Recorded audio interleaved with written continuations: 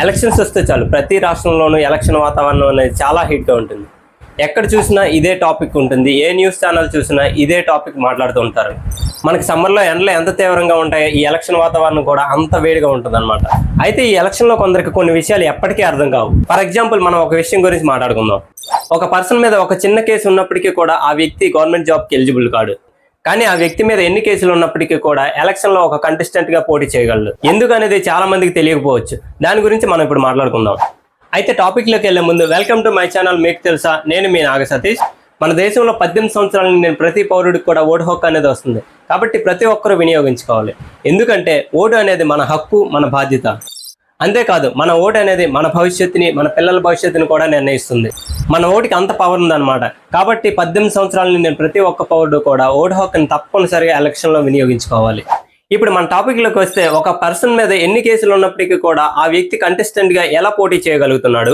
అసలు ఒక కంటెస్టెంట్ ఎప్పుడు అనర్హుడిగా గుర్తించబడతాడు?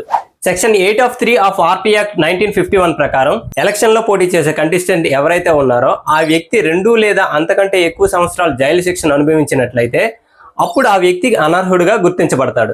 అయితే ఇన్ని కేసులు ఉన్నప్పటికీ కూడా ఆ వ్యక్తి ఎలా ఎలక్షన్లో పోటీ చేయగలుగుతున్నాడు, ఎలా అర్హుడిగా ప్రకటించబడుతున్నాడు అనేగా మీ క్వశ్చన్. మీకు ఒక ఎగ్జాంపుల్ చెప్తా. ఇప్పుడు ఏ అనే వ్యక్తి ఎలక్షన్లో పోటీ చేస్తున్నాడని అనుకుందాం. ఈ వ్యక్తి మీద కొన్ని కేసులు ఫైల్ అయినాయని అనుకుందాం. ఈ కేసు ఇన్వెస్టిగేషన్ జరిగి, విచారణ జరిగి, కోర్టు అతను దోషి అని తేల్చినంత వరకు కూడా ఈ వ్యక్తి ఎలక్షన్ లో పోటీ చేయడానికి అర్హుడుగానే గుర్తించబడతాడు. ఎందుకంటే ఆ వ్యక్తి మీద నేరారోపణలు మాత్రమే చేయబడ్డాయి, కానీ నేరం ఇంకా నిరూపించబడలేదు, మరి ఆ వ్యక్తికి ఇంకా శిక్ష పడలేదు. కాబట్టి నేరం నిరూపించబడినంత వరకు కూడా ఆ వ్యక్తి మన దేశంలో నిర్దోషిగానే గుర్తించబడతాడు. ఎందుకంటే మన ఇండియన్ జ్యుడిషియల్ సిస్టమ్ అనేది మిగతా దేశాల కంటే చాలా భిన్నంగా ఉంటుంది కదా.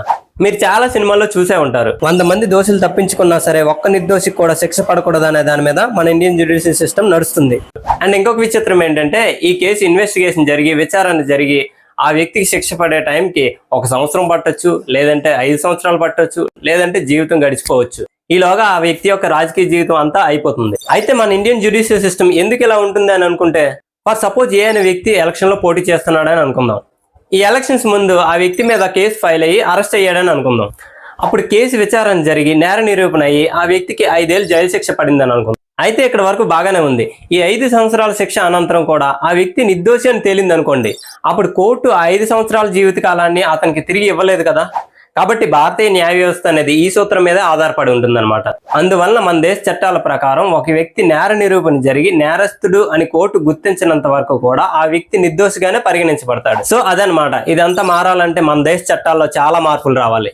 ఒక కాంప్లికేటెడ్ కేసెస్ తప్ప రిమైనింగ్ అన్ని కేసెస్ కూడా ఎంత త్వరగా డిస్పోజల్ అవుతాయో అంతవరకు కూడా మన దేశంలో క్రైమ్ రేటు తగ్గదు, ఏ మార్పు కూడా ఉండదు. రానున్న రోజుల్లో అయినా మన దేశ చట్టాల్లో మార్పు తీసుకొచ్చి మంచి చేస్తారని మనం అందరం ఆశిద్దాం. సో ఫ్రెండ్స్, వీడియోలో ఇన్ఫర్మేషన్ నచ్చితే ఒక లైక్ చేసి షేర్ చేయండి. మరిన్ని ఇంట్రెస్టింగ్ వీడియోస్ కోసం మా ఛానల్ని సబ్స్క్రైబ్ చేసుకోండి.